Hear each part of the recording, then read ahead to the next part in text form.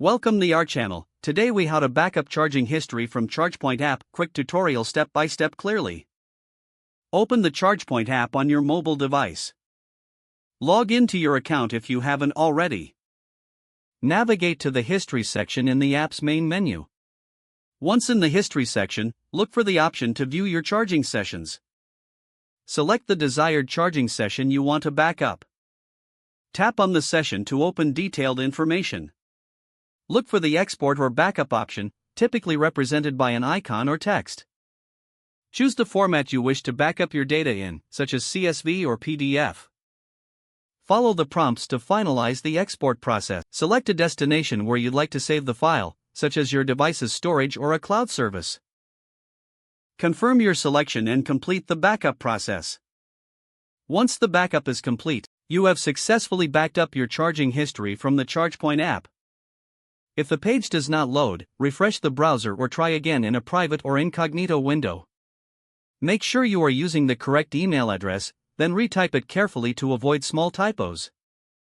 If your password is not accepted, use the reset option and create a new strong password you can remember. Check your spam folder for verification or security emails, then complete any requested confirmation steps. Enable two-factor authentication if available to improve account security and reduce unauthorized access risk.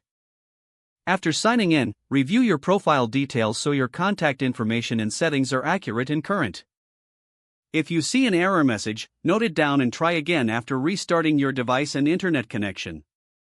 Log out when you finish, especially on shared devices, to keep your account and payment information secure.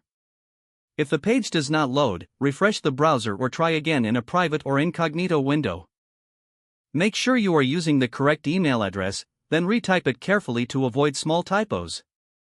If your password is not accepted, use the reset option and create a new strong password you can remember. Check your spam folder for verification or security emails, then complete any requested confirmation steps. Enable two-factor authentication if available to improve account security and reduce unauthorized access risk.